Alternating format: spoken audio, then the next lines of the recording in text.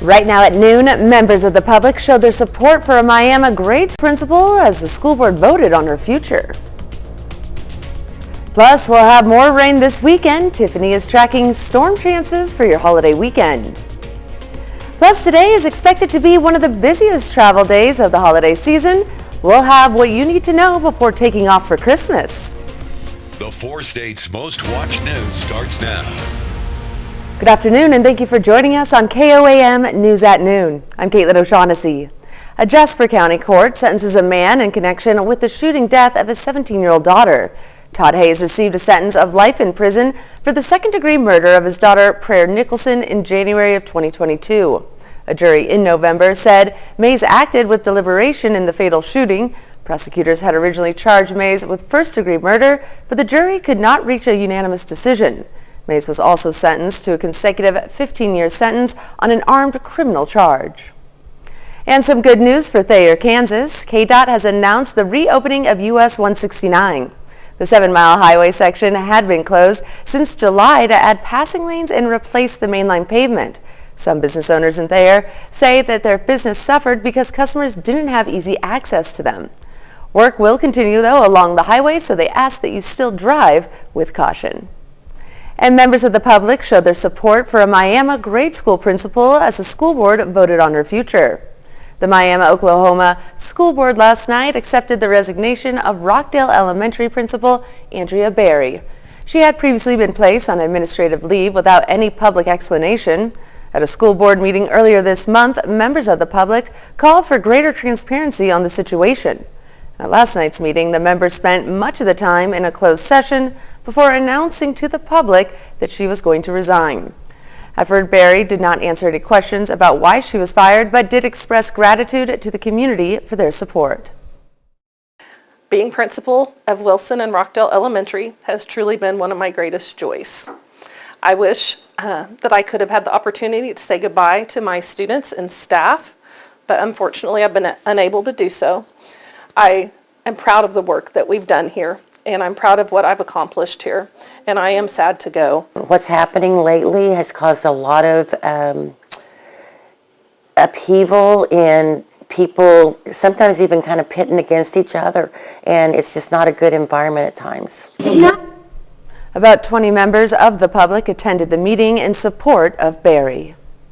On the ballot is a proposition to increase the sales tax by 0.6%. The new sales tax would go solely into funding new buildings for the Grove Police and Fire departments. The departments have been in the same building for the last 40 years. With the population of Grove increasing, the city says that the need for the better facilities is higher than ever. So we've outgrown our current facility, and we also have maintenance issues with the building. The building's 40 plus years old, so obviously we can't expand. The city continues to grow. Our department's going to have to continue to grow. We're out of room. The city says this tax would be in place for 15 years to pay off the new facilities. If passed, the projects would begin in the months following the vote.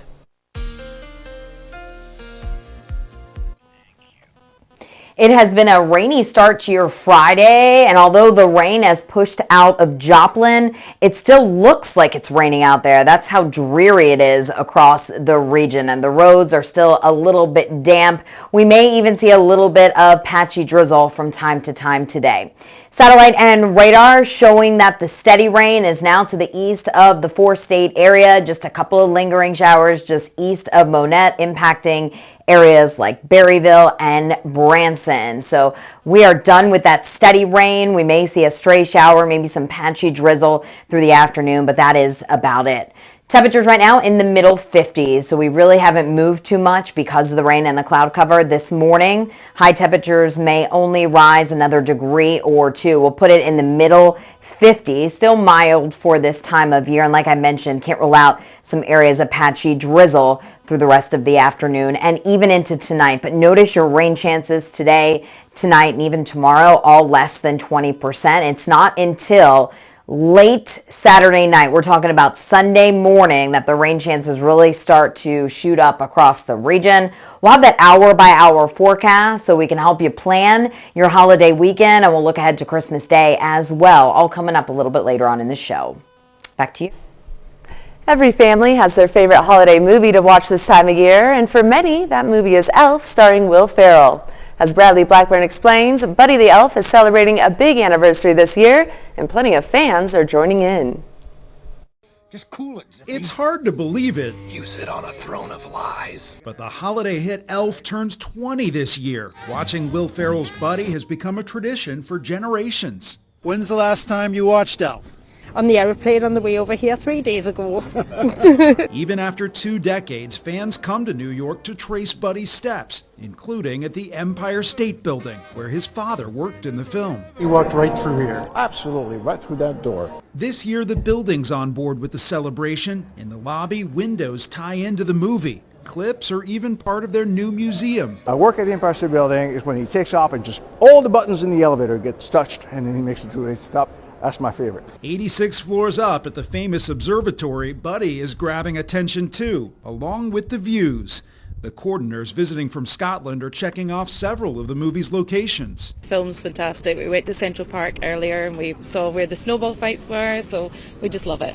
And it's not just here, high above the Big Apple. Fans across the country are finding ways to celebrate this sweet anniversary. There's an Elf empire of products, from maple syrup goldfish to Krispy Kreme donuts. Meal kit maker HelloFresh has an Elf option with pasta, syrup, and candy, so you can fix breakfast just like Buddy. The company says they sold out. Good? Good. A modern-day Christmas story that's proven its staying power. You think people will still be watching it 20 years from now? Yeah, I know I will be. And earned the kind of love I love you, I love you, I love you! that lasts. Bradley Blackburn, CBS News, New York.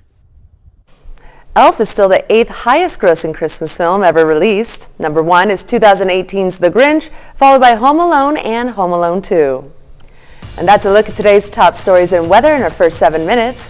Up next on KOAM News at Noon. AAA expects more than 7 million Americans to pass through the nation's airports over the next few days. We'll have everything you need to know for your holiday travels this weekend. And later, we're making a Christmas morning strata in the Mr. Food Test Kitchen. Stay tuned. After a week of delays, the UN Security Council is set to vote today on a resolution that facilitates increased humanitarian aid to Gaza and demands the immediate and unconditional release of hostages. It follows intense talks between the United States and negotiators from Arab nations on a resolution that wouldn't trigger another U.S. veto. Willie James in Man reports from Washington. The United Nations Security Council convened Friday to vote on a resolution on desperately needed humanitarian aid to Gaza, creating a pathway to expedite food, water, and fuel to Palestinian civilians living in the war-torn territory. The resolution also demands the immediate and unconditional release of hostages Hamas took from Israel. But it does not call for a pause in the fighting or call for a ceasefire, earning the support of the United States. The State Department tells CBS News that Secretary Antony Blinken was personally involved in negotiations on a resolution that the U.S. would not veto, making calls to counterparts around the world to move the process forward. The vote comes a day after a report by the United Nations and other agencies found that 500,000 people in Gaza are starving. That's 1/4 of the population. At a soup kitchen in the southern city of Rafah, Mahmoud Al-Kashawi says it's challenging providing meals for displaced families. We have no access to gas, so we go to streets to gather some woods to burn the fire and cook the food. And he adds they don't have nearly enough food to meet the need. Willie James Inman, CBS News, Washington. The Hostages and Missing Persons Families Forum announced Friday that a 73-year-old dual U.S. citizen believed to have been taken hostage by Hamas is no longer alive. Gadi Haggai was kidnapped from kibbutz near Oz on October 7th along with his wife Judy, who is also a dual citizen. She's thought to still be among the captives. And today is expected to be one of the busiest travel days of the holiday season. AAA predicts more than 115 Americans will take to the skies and roads. Though, as CBS News correspondent Jared Hill reports, the holiday rush is running smoothly so far. some holiday cheer to help ease the headache that can come with holiday travel. I don't like flying, and it's very crazy during Christmas season. AAA expects more than 7 million Americans to pass through the nation's airports over the next few days. We did anticipate, a bit of a crowd in the airport, which is why we wanted to come in a bit early. Though by and large, travelers say they've been surprised by how quickly and smoothly the lines have moved. I think we'll be able to get through and get something to eat and just be relaxed and have a nice, easy flight. Folks lining up for the Amtrak at New York's Penn Station are among the growing number of people AAA says are opting for the train or bus to get where they want to go. I actually prefer planes, but it is convenient, significantly cheaper. But the vast majority of holiday travelers, nearly 104 million according to AAA, are expected to drive. The Moore family has a few tricks for how they've passed the time stuck in traffic. Sang Christmas songs and played on tablets. And those traveling out west this holiday season will need to take precautions as storms are rolling through. Jared Hill, CBS News. AAA predicts tomorrow will be one of the busiest days on the road for drivers. And still to come, we see what's cooking with Mr. Food. We've got a hot and hearty all-in-one breakfast that requires no prep on Christmas morning. Consider it our gift to you. Plus, Tiffany will have a look at your holiday weekend forecast. We'll be right back after the break.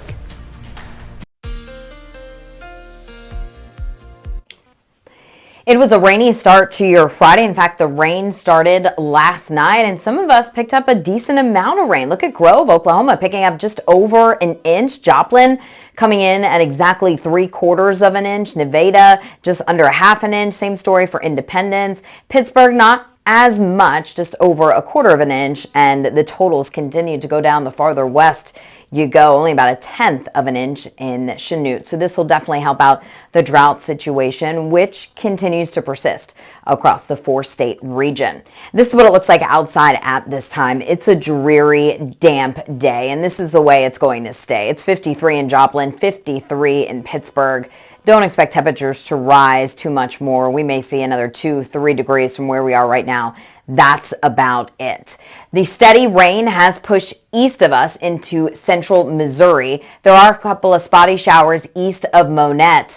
Other than that, we could see some areas of patchy drizzle. The radar always has a tough time picking up on that because it's so low to the ground. So there may be some patchy drizzle where you are right now. I know it's not showing up. Even a couple of breaks just east of Wichita. Here's the cloud deck. The cloud deck breaks just to the west of Wichita. Unfortunately, I don't think we're going to see that break over us. However, with our southwesterly winds, we may see a few breaks in the clouds west of Pittsburgh this afternoon. Just a few if you're lucky. And our computer model is trying to hint at that.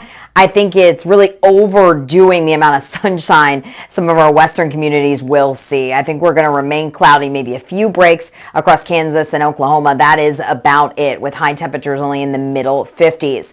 We're cloudy tonight, maybe some areas of patchy drizzle as you're waking up tomorrow morning. Temperatures in the 50s, not much change temperature-wise. Saturday is looking dry. It's actually looking pretty nice for this time of year. How about mid-60s? Can you believe that? Our average high is in the middle 40s this time of year. So 2 days before Christmas, we're going to be in the mid-60s. The wind will be up out of the south, and then we keep it dry through until late Saturday night, early Sunday morning. That's when the rain moves in, and that rain is going to last all day on Sunday. It is going to be a messy and dreary, rainy Christmas Eve. So if you have any plans, you'll want to allow for some extra travel time and make sure you have the rain gear ready to go. High temperatures on Sunday around 60 degrees. May even be a few storms.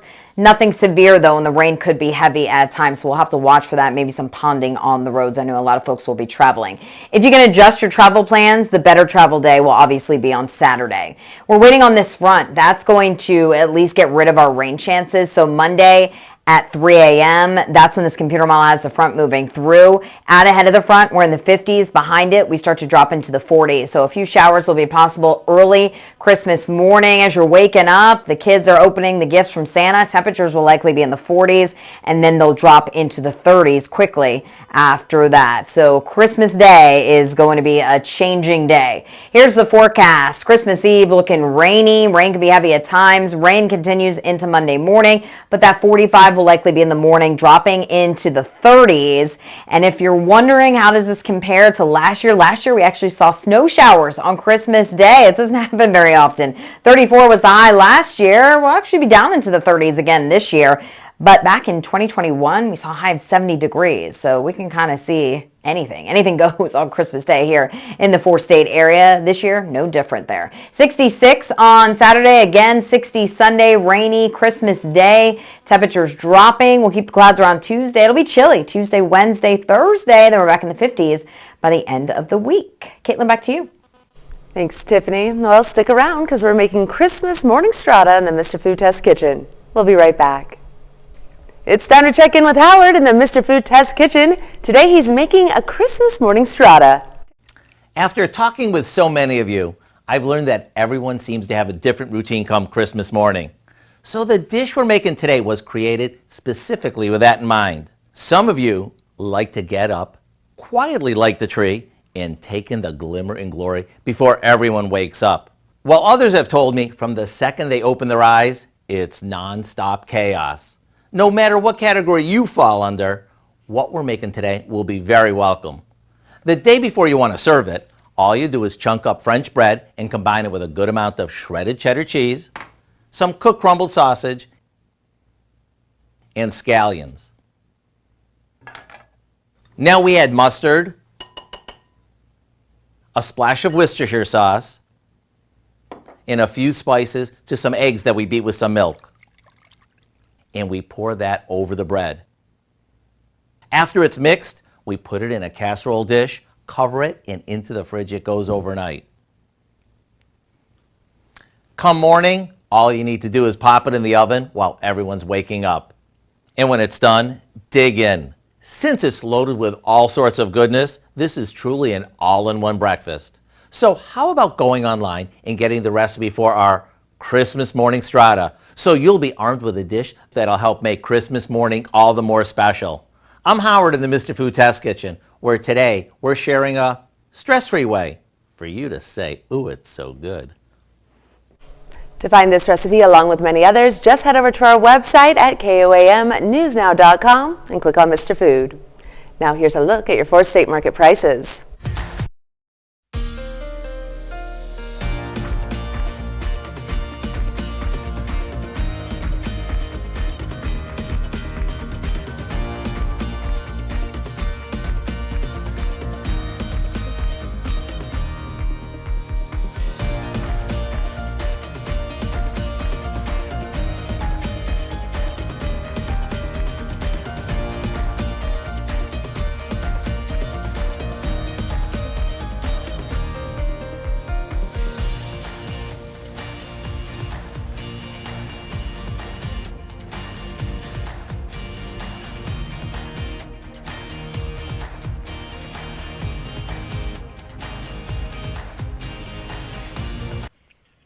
The steady rain has ended, but a little bit of patchy drizzle. We can't rule that out through the afternoon. 56, a dreary day today. Tomorrow is the best travel day, coming up 66. Rain could be heavy at times on Sunday for your Christmas Eve, and some of those showers could linger into Christmas morning. We'll see falling temperatures on Christmas, so it will be turning colder, and we keep the chilly weather around through the middle of next week. Caitlin? Well, coming up tonight at 5, 'tis the season for sneezing and coughing, but it could be what's inside your house this holiday season that's making you feel lousy. We'll take a look at your Christmas tree and how it could be causing those indoor allergies to flare up. Plus, details on a new drug court in Southwest Kansas. And meet the Missouri Southern State University student who is the first person in the U.S. to hold a behavioral neuroscience certificate. Join us for those stories and more on KOAM News at 5. And that's the news for now. Thank you for joining us on KOAM News at Noon. Have a great weekend and Merry Christmas.